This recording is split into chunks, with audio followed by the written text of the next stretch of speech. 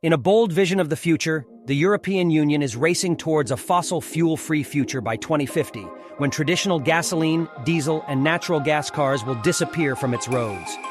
The European Parliament has already kicked off the countdown by banning the sale of new gasoline and diesel cars from 2035, setting an electrifying precedent. But that's not all. United States and China are the next, and also preparing to reshape the automotive industry once and for all with gas cars banned. Stay tuned as we unravel the electrifying revolution that will reshape the entire automotive industry in the coming years. Decisions to ban internal combustion engine cars began to be taken by governments of all developed countries soon after the first truly successful electric car manufacturer named Tesla was created, a company that not only built the cars, but also profited from them. Tesla was the first company to think about making cars with batteries that could provide significant range. They became popular in a short period of time. The batteries used to power the cars were already available. The industry to produce them was born out of the demand for mobile devices. The major car companies that refused to switch to electric cars because of a lack of demand have now run out of excuses.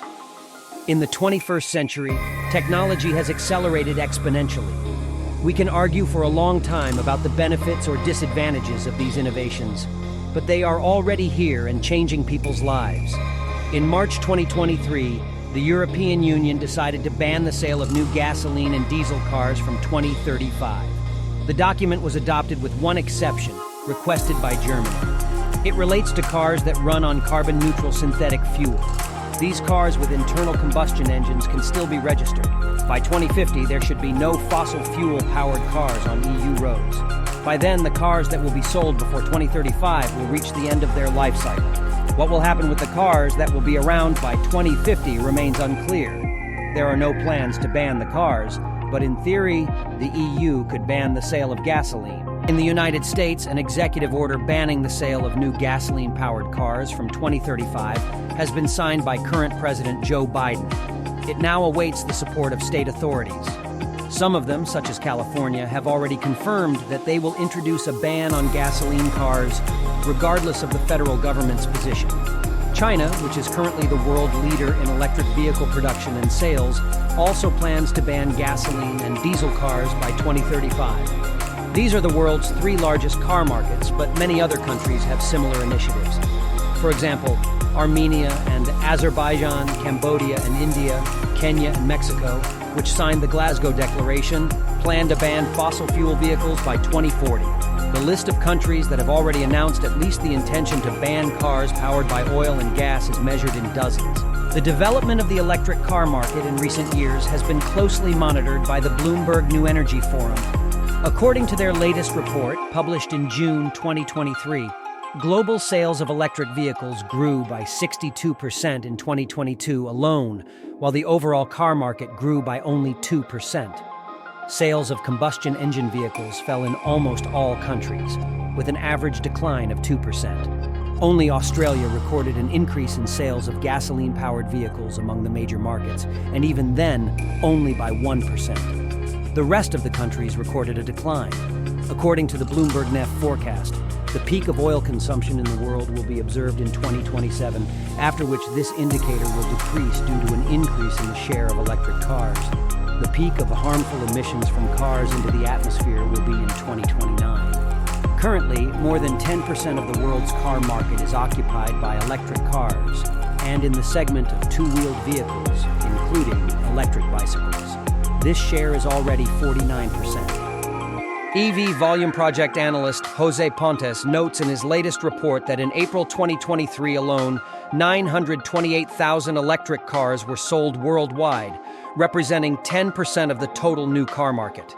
If you include plug-in hybrids, the share will be 14%. And if you count all hybrids together, cars with electric motors accounted for 26% of sales in April. Bloomberg NEF predicts that there will be 730 million electric cars on the road by 2040. By that time, only 335 million fossil fuel vehicles will remain. The agency's analysts estimate that $1.9 trillion will likely need to be spent by 2050 to fully transition the industry to electric cars. The European Parliament website explicitly states that the ban on fossil fuel cars leaves car owners with several car choices. In addition to the classic battery electric cars, these include hydrogen cars and cars with internal combustion engines that use synthetic fuel instead of gasoline or diesel. At the same time, the European Parliament notes that these alternative sources of energy to electricity are much more expensive, which makes their use reasonable only in long-distance trucks and in aviation, where batteries cannot provide sufficient range. As for hydrogen, in addition to the high cost of this type of fuel and the shortage of refueling stations, even compared to the number of charging stations for electric cars, this energy source has its own disadvantages. The first one is the high fluidity of the substance itself. Hydrogen, the lightest chemical element in the Mendeleev table, literally leaks through the seals and walls of the fuel system, leaving the parked car with a half-empty tank in a few weeks. The second drawback has to do with the fact that the hydrogen in the car is used to generate the electricity that turns the electric motor. This is done in special fuel cells that have a limited capacity. This is not critical for trucks and buses, but hydrogen cars lose a lot of momentum to battery cars.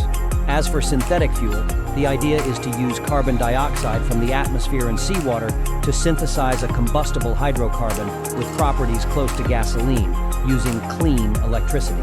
Combustion of such fuel releases approximately the same amount of greenhouse gas carbon dioxide into the atmosphere as the combustion of gasoline. The difference is that an equal amount of carbon dioxide is absorbed from the atmosphere during the production of synthetic fuels and returned to the atmosphere during combustion.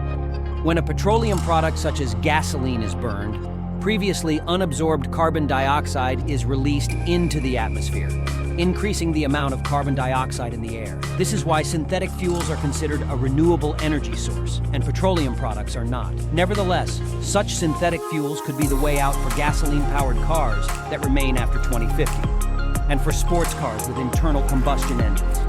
It is no coincidence that all Formula One cars will switch to synthetic fuel from 2026. Finally, if you want to hear more stories like this, don't forget to subscribe and see you next time.